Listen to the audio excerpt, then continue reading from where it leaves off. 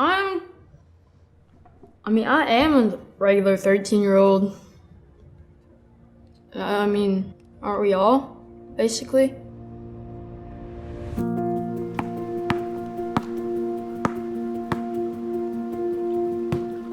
I have two boys, Trey and Ethan. What do you see in him that maybe you didn't know he had inside of him? I think God made him differently. His attitude, his demeanor, his personality, everything he goes is full go, and I think God sometimes knows that people are going to need that.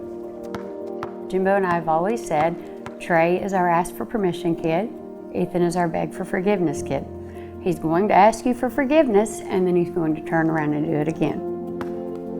Very stubborn. He does whatever he wants to do, but he's creative and he's funny. For sure. A lot of people that don't live with him like him a lot more than people that do live with him. Typical big brother, little brother. Big brother picks on little brother gets mad. But as soon as little brother is in need, big brother's there in 2 seconds. Now he's not going to show it until he has to. Romeo, get him. Get him. I don't know if I'd call him normal, but I think in a lot of ways, if you just saw him, you wouldn't think anything was wrong. When you met Ethan, just how sick was he, and how old was he? When I met Ethan, he was about 6 years old and actually looked really healthy. But I knew inside how delicate he truly was. I thought my life ended. I can remember it plain as day. I had asked the pediatricians, for years, should we be concerned with his size? But there was nothing else wrong. He was just small, extremely athletic, extremely intelligent, learned, energetic. There was nothing. The way we found out, we were going to play our first bowl game when I was at Florida State as a head coach. We were going to play South Carolina Peach Bowl. And they were home in Alabama to see Candi's family for Christmas. And Ethan got the flu. He spiked a fever. I took him to an urgent care clinic. So they treat him for the flu. He's got the flu, but his platelet count's really low. You need to check it. But sometimes when you get a big virus, it'll knock it way down and then come back up. They said not to be too concerned about it, but to make sure that we followed up with it when we got back. So we went to the bowl game. He was okay. Come back, took him to the hospital. Did a platelet count, didn't rise. But sometimes it takes time. Waited a month, 3 weeks to a month, did it again, didn't rise. So wait a minute now. And at that point, they felt like there could be something else going on, so they referred us to Shands. Ran every test humanly possible. And they said, and they ran one other test for Fanconi anemia. They said, but this won't happen. These are one in, maybe 300,000 people, and it'll never happen. And we got down to every test, everything came back. He was okay, he was okay, he was okay, he was okay. And then that last call came. He told me that the test had come back and that it was positive, that he had Fanconi anemia. And I just kind of went to my knees. And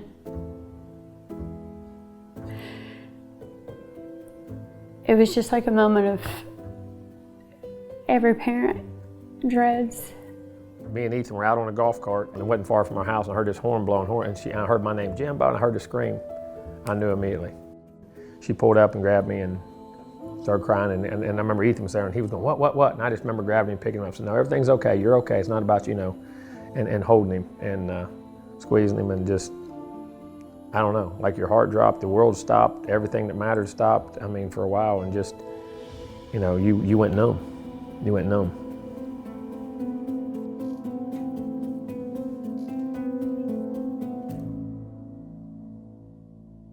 What's my dream to do?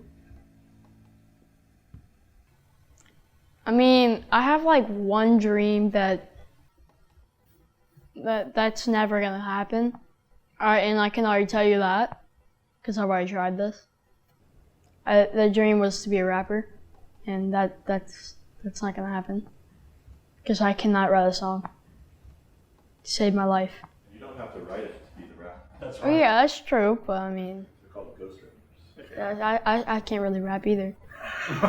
That's a problem. That was literally That's a problem. very good. When Jimbo and Candi came here, they truly were devastated.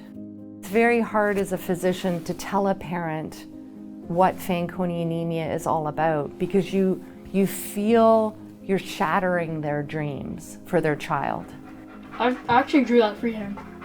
It's actually what it is watercolors in the back, and I surprisingly did not mess up. Children with Fanconi anemia, the risk for cancer is about 200,000 times higher than somebody without Fanconi anemia. Whenever our cells divide, they have to copy the DNA correctly to make a healthy cell. All of us, when we do that, make an error, and we have mechanisms in our body to repair that DNA. In Fanconi anemia, they have a defect or an abnormality in that DNA repair mechanism. And if you make too many incorrect cells, you develop cancer. My name is Mary Jo Becerra, and I live in McAllen, Texas. I knew something wasn't quite right with Israel. When he was born, he was very small, 4 pounds, 10 ounces. He didn't reach his milestones, he didn't walk till later, all that stuff. But again, within that first year, nobody sent us because our pediatrician, unfortunately, at that time just didn't clue into it. My husband's brother's son had Fanconi, and he passed away in March of 2010, and we got Israel's diagnosis in May of 2010. And this picture is Israel. I love Israel. We have 2 brothers. The fact that Dr. McMillan had already seen our nephew and cared for our nephew, that gave me comfort and hope and peace that I was making the best decision. 20 years ago, the success rate of a bone marrow transplant with a child with Fanconi anemia who required an unrelated donor was about 25%. Our success rate has gone from 25% to 94%. 94% survival still means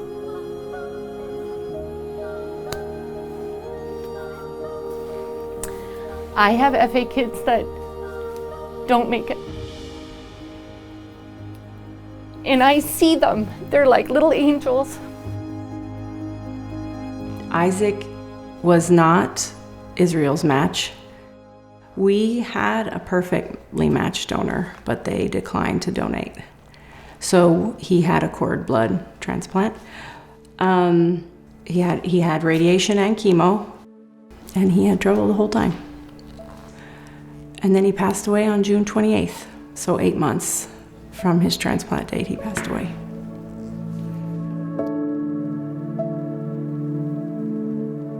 And in the 3 years since, a big part of that has been Mariana.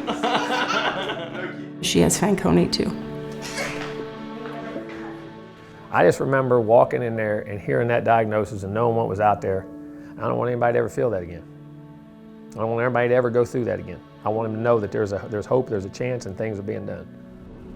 What's remarkable about the Fishers is they were so selfless in their drive to make a difference, not only for their son, but for many other children and adults with Fanconi anemia.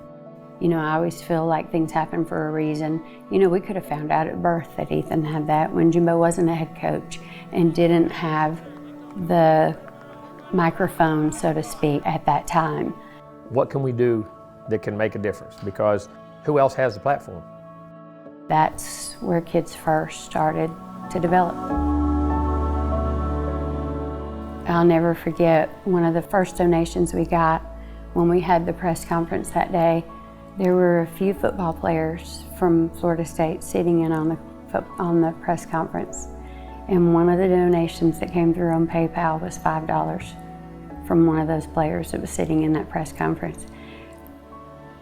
I don't know how you say thank you enough for stuff like that. All of that matters.